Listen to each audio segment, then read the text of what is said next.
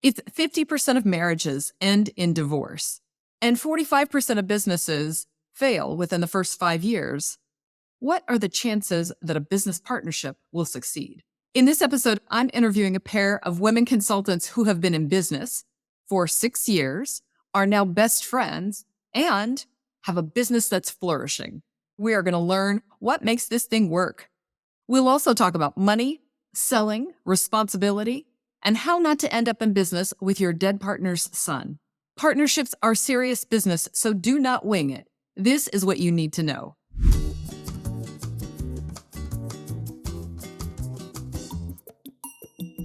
Hey, it's Samantha Hartley of Profitable Joyful Consulting. This season, we are talking about expansion, all the many ways that you can expand a business.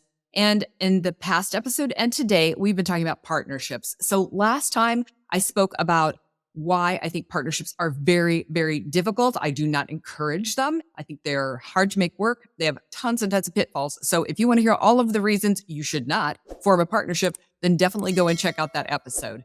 Today, I'm going to present some of the pros.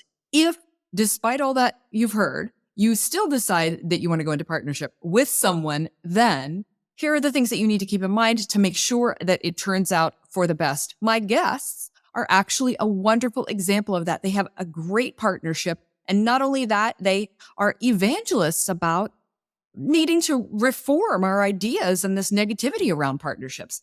Angela Prout and Marnely Murray are the co-founders and owners of Shored Up Digital, which is a marketing agency located here on Martha's Vineyard. This is an island where I live, along with Marnely, off the coast of Massachusetts. And Angela lives on the Cape, as you'll hear it referred to, which is Cape Cod, the eastern part of Massachusetts. Let's start with a little bit of their origin story about how they formed the agency.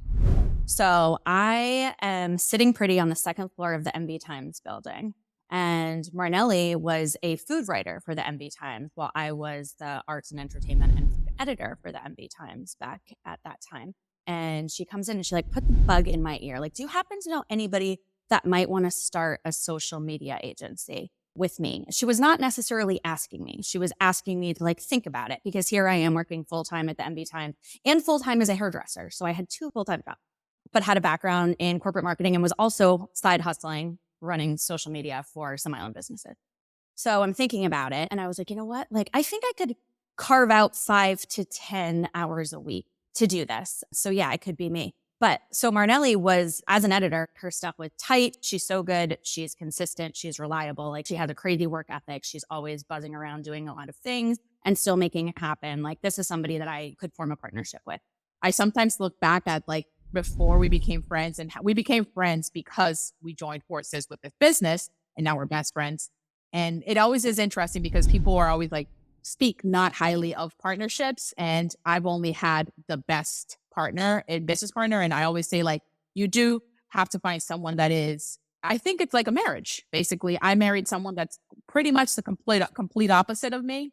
She complements my skills, and we'll get into it, but we're really good at that keeping that working environment one that is sane for everyone. I think because we established ourselves as partners before we were friends, so to speak, we had a working relationship and we respected each other's work ethic and the way that we worked together. And so that's kind of was the foundation of the business relationship. And then, we've been together over 5 years now. So it's obviously a personal relationship too, because we share so much of our life. So at the top of our list of good ideas for partnership is bringing together complementary skills, that they do something that augments what you do. This will help you to expand your ability to service multiple different kinds of clients, and it augments what you're doing.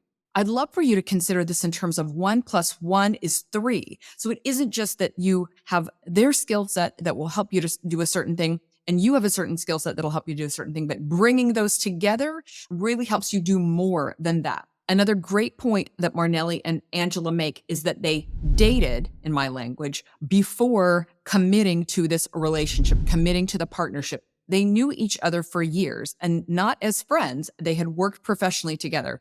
When I see partnerships run aground, it's because the work ethic is not aligned. The quality of the work is not up to one person's standard or another person's standard. So I've seen disputes happen multiple times because of the commitment and the quality of work. This is the thing that Angela and Marnely are specifically calling out as being successful in their relationship. What I think is kind of interesting, Marnely, is that you were kind of asking her in general if she knew anyone, not knowing that she was the one. Because I knew she did have these 2 full-time jobs. I never really thought she was going to be the one because time is limited in life. But in that day and age, she was like, oh, I can find 5 to 10 hours. When in reality, it is a full-time and a half job. I knew she had her hands in a lot of different circles. So I knew that Angela would be the one to know if it was her or if someone else would fit the bill, which I'm so happy that she fit the bill herself because it truly has been marvelous 5 years. I think we're also different because Marnely was a chef and worked in a kitchen for a number of years. I was a hairstylist. I worked in a salon and then had a second business. So this is actually the first time in 5 years that we're both, this is our main focus. And we've been able to support one another. Like up until last summer when Marnely was working crazy hours in the restaurant, like I could be available when she wasn't and vice versa. We've come to rely on one another as it relates to time and then also the other things that we've had going on in our lives. I mean, that strengthened our partnership because we know we can rely on one another, but it also has reinforced that we can do other things outside of this. And because this is just a piece of who we are. Describe briefly just what the business is and what you do for island businesses or now Island in the Cape. When we started the business, we're like, okay, we'll take all the work, right? We'll work for all the businesses. We're trying to get our name out there. Obviously, so many Martha's Vineyard businesses, they're mom and pop shops. They don't have marketing resources, right? So it's like they would come to us to set up a Gmail. They would come to us. Well, I mean, we just had a call earlier this week. People were like, can you help us do like digital displays in the lobby? No, that's not what we do, but we can help you find the person that does that, right? So I think more than anything, we're like these resource coordinators. But in the beginning, we were doing so many things for so many different kind of businesses. And now what we're really trying to like niche down into, I mean, geographically, we're expanding, right? I'm on the Cape now. And so I spend a lot of my time going out to networking events here just to let people know about Short Up and our services. But we really are trying to focus on more like travel and tourism related businesses. We do a lot of work for Martha's Vineyard Chamber, but also other regional tourism councils in the state. We do a lot of like influencer marketing management by way of building those relationships and organizing trips for virtual travel planners, at least 10 hours a week. These things over the years that have, you know, new services that we've been able to grow into, but also by way of the industry, how it's evolved. And our passions lie in food, obviously. Marnely, I'm married to a chef, love to eat, and travel, right? So it's like, how do we make money doing the things that we want to do? We can be more selective now than, you know, we were 5 years ago when we were just trying to take it all. How did you set up the vision for the business? Did you come together and have like a big business planning session, or was it kind of like organically on the fly, it just developed? At the beginning, we did probably have some like planning sessions. We're both very big planners. We're women of lists and pieces of paper and Post-its and things all around our desks. And notebooks are a big thing. Of course, our Google Calendar as well. But I think we came at it being like, we knew this was a service that was needed on island. We knew it was a needed service and we knew we were going to be busy. And we still are busier than we were 5 years ago. Obviously, COVID, we were one of the services that obviously benefited from having a pandemic because everyone needed to jump on the digital boat, whether they wanted to or not. So I think we did go into it with a very big organizational kind of strategy. Role sort is obviously the core part of any partnership. Who's responsible for what? What happens when something goes wrong? So I think this breaks down into 3 areas, roles and responsibilities. The first one is gifts and talents, like who's good at what, who is going to handle what parts of the business based on what they're amazing at and what gives them energy. That's what I call the joy and genius zone. Keep everyone working in their joy and genius zone and the business will thrive. The second area is who puts in what kind of effort. Is it 50-50, like you come in and you do half and I do the other half? Or are there ebbs and flows in that? We hear some fascinating examples in a moment. And then the third thing is, what about if something goes wrong? When I've noticed partnerships breaking down in the past, it's because a ball is dropped and everyone like runs for the corners. Nobody was responsible for that. Not my thing. Marnely is going to share an amazing analogy about that. When I've been working with especially women in partnerships, they're very quick to come together and support one another. So that is, to me, an essential thing to have a conversation about before you step into partnership. Let's hear more from Marnely and Angela. we're big into talking things out. And that's, I think, the biggest key of a partnership is the moment something is like not feeling right or anything, we're just like, hey, let's just talk this through, because I want to make sure, we, as people that work a lot and we can multitask a lot, we normally find ourselves like, you're doing so much for me, I want to be doing more. And it's like back and forth. She's doing so much for me, I want to be doing more. And then it's like, at the end of the day, it really has evened out. I don't think we could say that one has worked more than the other, because it has been just like, yes, I took 3 months off because my brother passed away or something, or Angela went on an RV trip. And so I was in front of the inbox. So it really has, there is no point, because I remember at the beginning, we were like, oh, are we going to divide this by like the work that we do? So, at the end of the month, we'll do the math. And Angela did a website. Marnely did some food photos. We did a couple of social media services, and then we'll get paid out depending on the work we did. And I was like, well, if you're going to do that math, be my guest, but I would rather just do it 50-50, right? And at the end of 5 years, it really has evened out. We never could have done that. That was not Because sustainable. If that had been, no, because there were months that I didn't work or you worked a lot less. And so at the end of the day, like 5 years in, we can say that it has really been, I personally have no feelings of like, oh, I've worked so much more than Angela, because I know I haven't. I think it's been quite equal. To be able to take the time to do the things that we've needed to do, to always know, I think like that, like the peace of mind that our clients love to get out of having us as the agency. We have that same feeling with one another. We're always juggling things, right, together, but it's like, we're not going to let one another fall. But the business that we've created together, I couldn't do it myself. It would not be enjoyable at all, because we complement each other with so many different skill sets. And we've been able to benefit professionally and personally having this relationship, because we can rely on one another in so many different ways. What do we do when there's conflict? What do we do when we face a challenge and we don't agree on how to handle it? Who is the decider in that situation? You'll hear an example of how they have run into challenges together, but they don't fight or have squabbles between each other. That might seem unrealistic. Now, I would encourage you, when you're considering going into a partnership, to look for examples of when your partner is angry, see them under stress, ask about that. If you can interview them or if you can talk to other people who know them, you want to know what your potential partner is going to be like when they're at their worst, when they are in a power struggle with you, when they want their way and they're not getting it. Those are things that are going to come up in your business. And when I have seen partnerships break down, it's due to power struggles. It's we don't agree on how to do this thing, or someone just plain doesn't step up and do their part.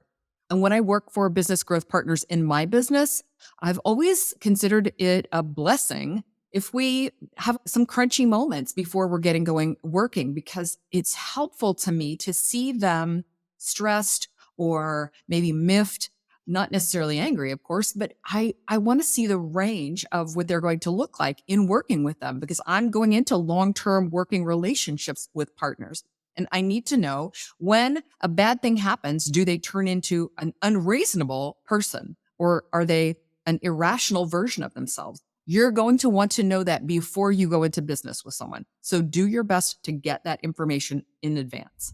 It's part of like everyday life of having a second pair of eyes on something is how to make anything better. So knowing that both of us are looking at the inbox and, oh, did you catch that? Oh, shit, I missed that. Or, it's something that we can really kind of just balance it. We just came up with the other day, we were talking about juggling balls, and I had heard somewhere, it's like, we're juggling like 27 balls, but not all 27 are glass balls. So there are some of those balls that are like rubber that we can let fall and they'll bounce, and they can bounce for a little while we figure out these. So it was like, obviously I didn't make that up. I heard it somewhere else, but it gave us good insight into like how we can keep things and be very big multitaskers and still keep it all calm. And everything is, we just had meetings for the beginning of the year and everyone is 100% so happy with our services. And some of those balls have been rubber balls. The clients don't know they're rubber balls. And we do have some clients that are glass balls. And so they don't know either that. So we've been managing to juggle our way into the new year's. Without anyone finding out that they maybe bounced. Became a rubber as ball. long as they don't know. Yeah. That's true. Hey, if I don't know I'm a rubber ball for someone, I don't mind if I bounced, but that's great. Angela, would you share a time when you maybe had something that would be perceived as a conflict or something that you had to work through? How are you when all of the ways that you're talking about that you collaborate so well and you have these wonderful complementing skill sets and things like that. So there are nevertheless still challenges and differences of opinion and things like that. Sure. How do you work on that? I would say like this week, for example, a client asked something of us that they had a kind of assumed that they asked us for this months ago, and they didn't. And this is something that required a lot of time to put together. And I agreed to do it. It's a client that I mostly manage. And Marnely was like, for the record, I just want you to know I would not have agreed to do that.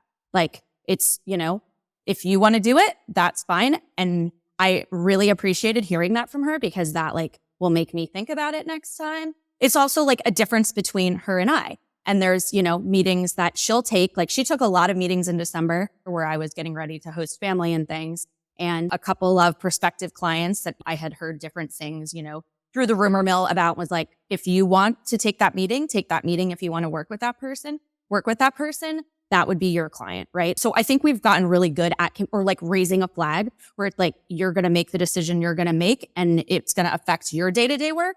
And we can put it under, the umbrella that is shored up. But like, I wouldn't have done that, or I don't want to proceed with that. So kind of know like, that's your glass ball now, right? Like, that's going to be a rubber ball for me. Again, it's all about communication and not being afraid to present something to the other person, because ultimately, like, this is a 50-50 business. We make our living relying on one another, and we have to pay our bills and keep our lives in order, and we have to rely on one another very closely. So like, you have to communicate about it, or like nobody's winning. So I think having full transparency across the board with things, we don't let things get to a point where like we have to erupt, because if something's like rubbing either one of us the wrong way, we'll throw a Slack, we'll get on the phone and like just crush it, because it's not, we don't have time for it. Yeah. It doesn't help. It doesn't help anyone to let anything bubble up like that. A key part of partnerships is shared values. And it seems like, of course, we share values. We want to deliver our gifts through the business, and we want to help people, and we want to do good in the world, and we want to make money. But doesn't everybody want those things? Well, like, what's the problem?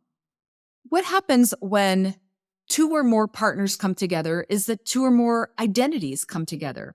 I call a brand a unique business identity. And when we have these brands come together, that identity, it's going to express itself. And that brand voice is going to come out. And whose brand is going to speak on behalf of the whole? Well, you need to make sure that there's a unified brand and a unified front that comes together. When you and your partners are expressing your values through the business, you need to have a shared idea of what that is and what's okay. What do you want to be identified with? What do you want to stand for? And how does that get communicated through the business? We come from two very different places. So I was born and raised in the Dominican Republic. I went to a bilingual school. I came to the US when I was 24. So I have a very different perspective. Angela is very open to hearing me out when things are happening in the world that I think I have to have a say. I like to have a lot of say of things. And obviously, because we have a business and it's a partnership, I need to obviously consult with my partner in terms of like, can the business be a voice of saying something in regards to whatever's happening in the world, right? So anything from Gaza to Black Lives Matter to Stop Asian Hate to abortion in the Supreme Court, we try to be a voice, and we do speak about it. Like, I will bring it up to her and be like, and she'll bring it up to me too. But normally, because I live more in the day-to-day social media world, I'm like, hey, this is happening. A lot of people are posting in favor or against this. I think that we should, and I'm not saying that I'm like trying to be in every activist movement, but things that really do matter to me, I try to bring it up, and, I'll Slack her quickly out. Hey, I drafted this. What are you saying? And we'll go back and forth. And sometimes, she'll kind of not fight me, but she'll say, oh, I don't think we should say this. I'll be like, oh, I think we should say this because this and this, and this is why it's important to me. So I think that having those two perspectives really gives us kind of like an edge too, in the sense of like, we come from two different places and see things differently, but at the same time can come together. Because at the end of the day, we're good people. So we want good in the world, and that's what we're working towards. Have you ever seen repercussions from doing that, or from any other decision that maybe caused a business downside that you had to deal with? From those specific things, I don't think so. Because also the world that we live in, maybe if those things were being posted and we lived in Mississippi, maybe that would have been different kinds of repercussions, but we live in Massachusetts. A lot of our clients share a lot of our views, but Marnely shares a lot on social media, and that's her personal choice, right? And she consumes a lot of content.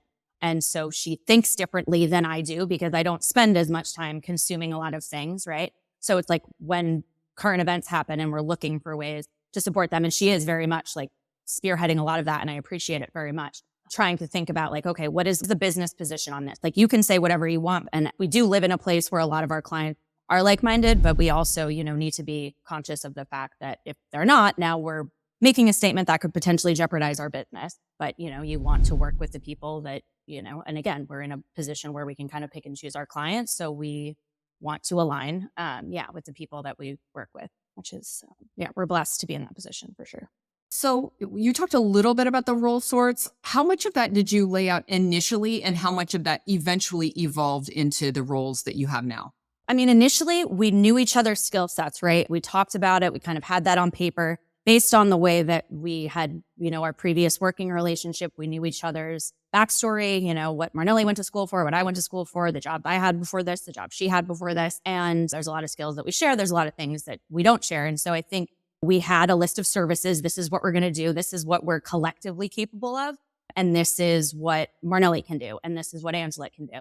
I mean, it's been 5 years. The space that we work in changes very quickly. And so, we've both continued to learn a ton on the job, but there's new things that have emerged that like she'll take the time to learn. And then she's the point person for that, or I'll take the time to learn. And I'm the point person for that. There's, like administrative business stuff that has defaulted to me because I have worked in roles, in much more administrative roles over the years. And I think it makes sense to have kind of one person managing that stuff. She's the content creator. She has no problem going to the attic 3 nights in a row to go eat dinner with her husband to get content for the client. I'm running payroll this morning and going through all of our invoices, the checks that she just deposited, but like I'm not going nightly for the specials for the restaurant. We've been riding this wave for 5 years that I think we understand where our strengths and weaknesses lie. It's funny because I just had this conversation because we had hospice reach out about doing a website, and I do grief therapy with hospice. And so I spoke to my therapist today, and she was like, I don't think it's smart if you guys do the website because you're still a patient of ours. And that is a service that is very well defined that I don't do. I don't do websites. And I spoke to my therapist. I said, hey, this is the thing is like Angela can take, it could be a short apply, but Angela would have that conversation with hospice and she would create the website because it's not one of my skill sets, right? So just like you're not going to see Angela doing food photography, you're not going to see me creating a website until there comes a point where I see it, oh, I really need to develop the skill for the business. So that's kind of like the way that we divide things. Is also, is Angela taking food photos? No. Am I doing websites? No. Are we both great writers? Yes. So we kind of do both. The social media piece, yes. And because I'm on island, I do, and like Angela mentioned, the content creation piece, I do a lot of videos. So we go back and forth and we know really what each other does. Great. Most of my clients are women consultants. And so the audience for this podcast is mostly women consultants. And so I think it's fair to say a lot of times when I've seen women and men in partnerships, sometimes my concern has been that the woman has given her power away to the man in the relationship. It's not always that way, but I think it is the possibility. It's also possible there is a more powerful person, whoever that person or of whatever gender person that may be, and that other person will give their power away to the more powerful person. And so it's not a shared dynamic. And then eventually the person who gave away that power starts to resent the other person and the dynamic get really messed up. So is that something, Angela, that you have ever noticed in the relationship between you and Marnely? No, I think because there has been so many ebb and flows. Again, I think this goes back to like our unique personalities and the strength of our relationship, but also like the outside forces in our life, because knowing that we've had one another, like we've been able to take the time that we've needed to not feel like we have to hog something or take that power. I will say Marnely is a bigger personality than I am. There's always going to be a bigger personality in the room. She'll sometimes have reactions that I'm not because I'm a different person. Like she'll read an email and be like, oh my God, did you see that? Like and I'm like, I read it very differently, right? So like we have that, which I think is a great thing because, if I misread something or she misread something and automatically responds like that's not how I took it, but I misread things also. So I think we're like a good litmus test for one another. I think our power is like very evenly distributed, but it has over 5 years. I've had a lot of it. She's had less. She's had a lot of it. I've had less. And I think It's more been a result of what we were doing else, in our life and how we had to be there to like, in a relationship, we talk all the time. Okay, I'll be 70 today. Can you be 30? Right? Like this week. And so we're always making 100. And there's weeks where, I can only give so much. She can only give so much. But I think we've balanced it out over the years and we have different skill sets that I think we always feel pretty comfortable with the way that the other one is holding it. If you were going to have a partnership, you have got to get clear about one big thing, and that is rainmaking. Who is going to be doing the selling? Who is going to do client attraction? Who is going to be bringing in the business? Is it everybody? Is it you? Is it me? We have got to be clear about that.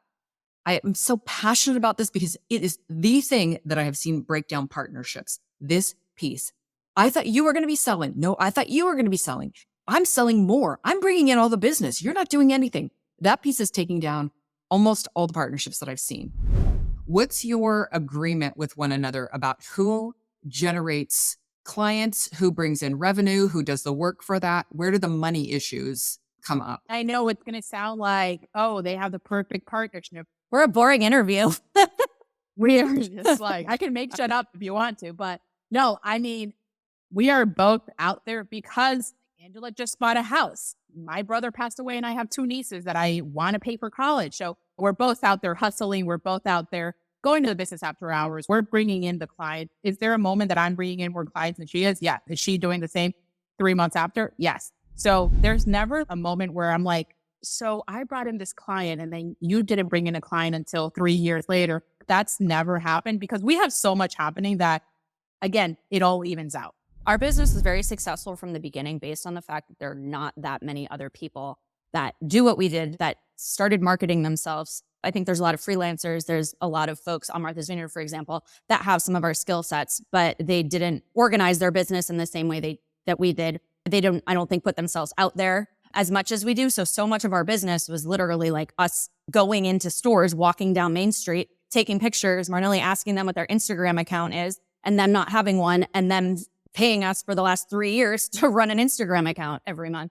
And, it's kind of like big fish, small pond, so to speak. So I think we're very grateful for that and the community and putting ourselves out there. And now, I'm in a new community and trying to do that.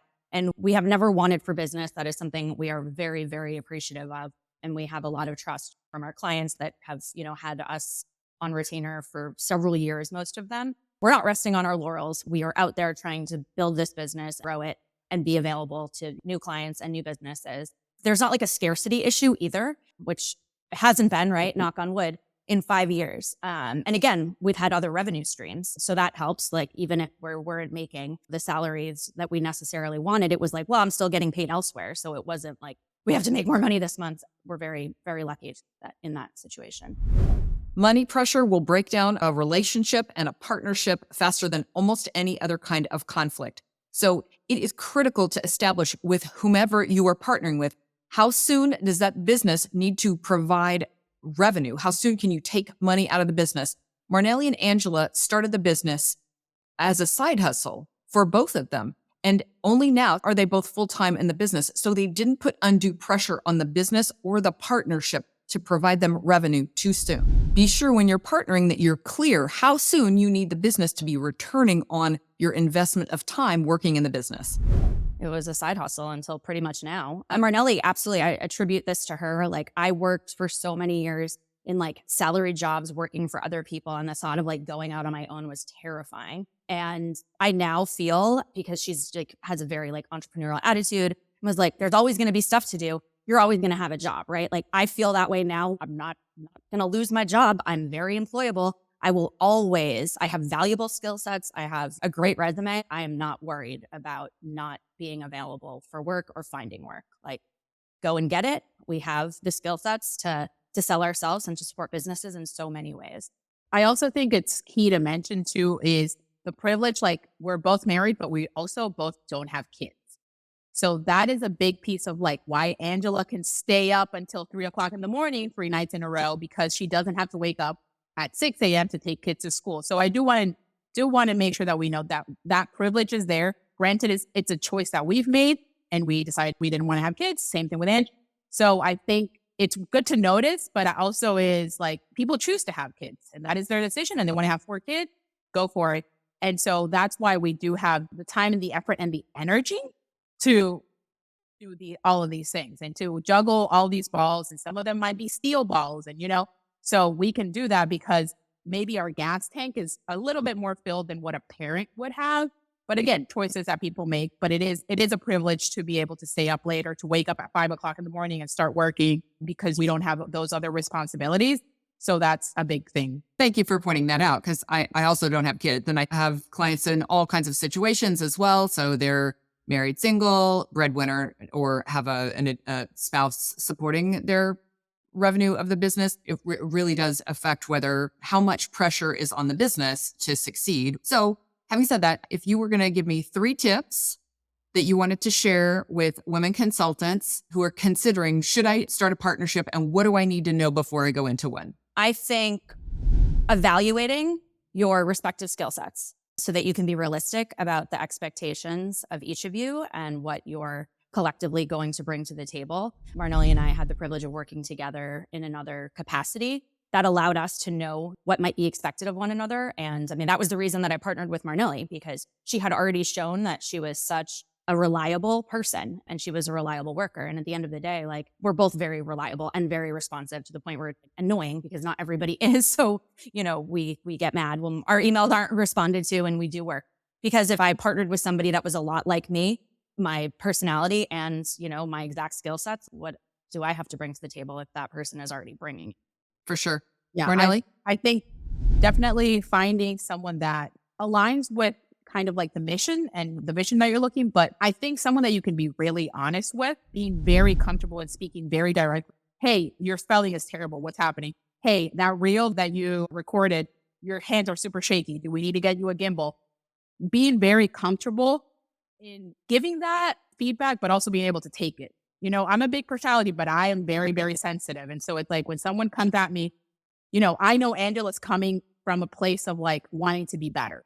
So I think having that really good cadence with people and just being able to be very comfortable with them. And I'm also not saying that your partnerships don't have to be your best friend.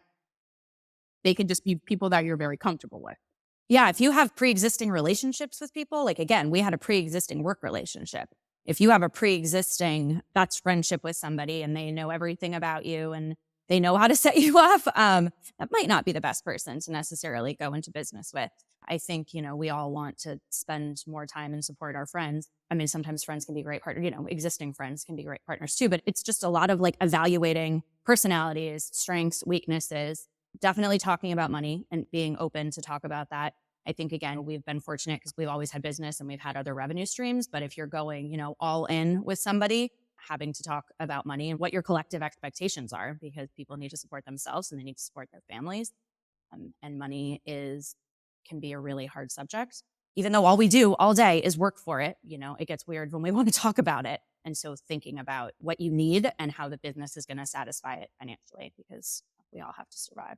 Definitely. Well, those are great. Okay. Any last thing that you wanted to say regarding partnerships or in general before we go, Marnely? Yeah, I think it's just really doing kind of an inventory. If you're looking to get into a partnership and start a new business, doing an inventory first of who's in your life that could work. I think honesty is literally the best policy, and just being open to learning a lot and being comfortable in knowing your skill level and knowing that you can deliver on those things and finding people that kind of align with that sense, I think is key. I really do hope that we see a shift in the speaking about partnerships in a more positive way, because it always is like, oh, your business partner is your best friend. Oh, good luck. Do you think she's stealing money? No, she's not. Okay. Here's the thing. We need to like change that space. And I don't know where it came from.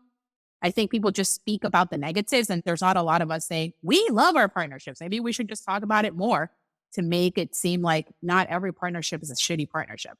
For sure. I agree. It depends on where you are in your life too, right? Like, we started this 5 years ago. We had different things going on in our life. I think about my life in chapters, right? Like, not expecting that this is going to be everything forever and being adaptable. I mean, the whole reason this has existed for 5 years is that I was willing to be adaptable. 5 years ago, Marnely had the idea to do it and we did it. And it comes in and out. It's the big piece. It's the smaller piece, like just kind of going with it and supporting it and nurturing it, but not limiting yourself in other ways too. And I think that goes back to the person that you partner with and being very realistic with the expectations of what you want to get out of it. Okay, so we are high on partnerships at this point, right? They can be a great thing. And I personally have had amazing working relationships, even though they weren't all equity partnerships, which is one thing I want to remind you of. There are ways to partner that don't need to involve equity partnerships. That's a legal relationship that can bring with it a lot of complications. So before you partner with someone, just consider, can you be revenue share partners? Can you be strategic alliances working together? There are many ways to partner that don't involve equity and these kinds of legal relationships. However, if you do come together and partner, do write down on paper what your contractual agreement is with one another. It can involve attorneys. It doesn't have to, but do write something down so that you are clear what the roles of relationships are. By the way, that wasn't legal advice. There's nothing more important, especially for women, than having clarity around what exactly we're doing. Just today, I heard from somebody who had a revenue share partnership, but didn't write down the specifics of the roles, responsibilities, and what happens when this thing is over. This is my third point. It's like a prenup. We want to go into a relationship when you're the happiest and the most hopeful. That's a really good time to say, what if this whole thing goes to hell in a handbasket? Write down in that moment what things you want to be clear about the ending of the relationship. How does this partnership end in case we need to end it? Get clear and write those things down. Prenups sure aren't romantic, but they clarify things for when everything is a mess. And if you can do that, imagine, what if the partnership ends? How are we going to divide up what we've built? In a bad situation, how are we going to make decisions? Those are things that I want you to get on paper.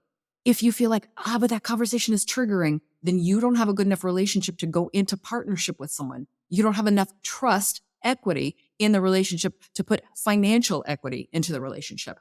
Okay, and then my last thing here is, if you are in a legal arrangement with a partner and something happens to them, you may end up in a financial working relationship with their spouse or heirs.